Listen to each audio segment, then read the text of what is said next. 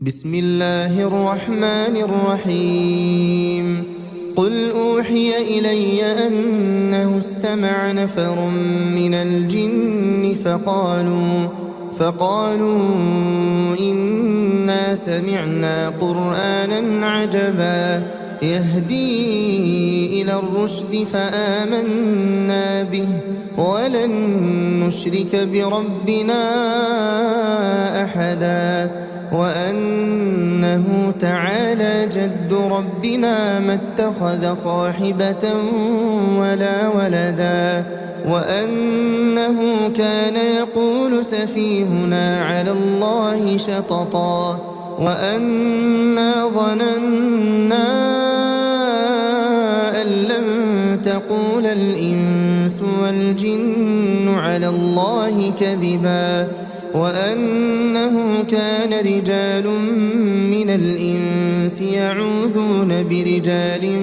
من الجن فزادوهم رهقا وأنهم ظنوا كما ظننتم أن لن يبعث الله أحدا وأنا لمسنا السماء فوجدناها ملئت حرسا شديدا وشهبا وأنا كنا نقعد منها مقاعد للسمع فمن يستمع الآن يجد له شهابا رصدا وأنا لا ندري أشر أريد بمن في الأرض أم أراد بهم ربهم رشدا وأنا منا الصالحون ومنا دون ذلك كنا طرائق قددا وأنا ظننا أن لن نعجز الله في الأرض ولن نعجزه هربا وأنا لما سمعنا الهدى آمنا به فمن يؤمن بربه فلا يخاف بخسا ولا رهقا وأنا منا المسلمون ومنا القاسطون فمن أسلم فأولئك تحروا رشدا وأما القاسطون فكانوا لجهنم حطبا وأن لو استقاموا على الطريقة لأسقيناهم ماء غدقا لنفتنهم فيه ومن يعرض عن ذكر ربه يسلكه عذابا صعدا وأن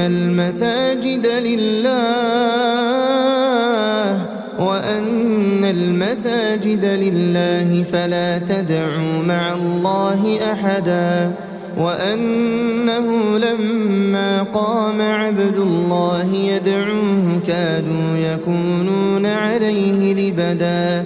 قل إنما أدعو ربي ولا أشرك به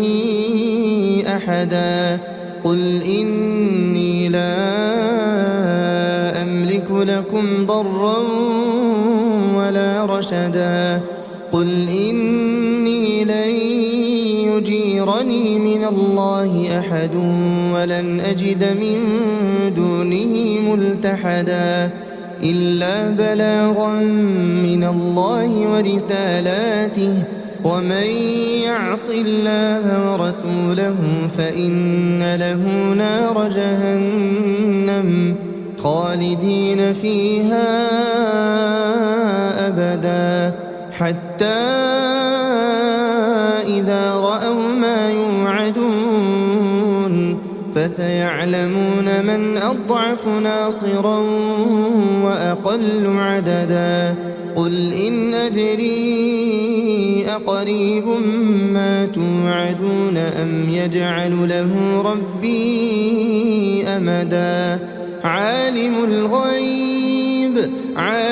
الغيب فلا يظهر على غيبه أحدا إلا من ارتضى من رسول فإنه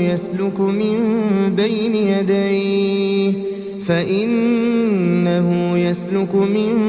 بين يديه ومن خلفه رصدا ليعلم أن قد أبلغوا رسالات ربهم وأحاط بما لديهم وأحصى كل شيء عددا.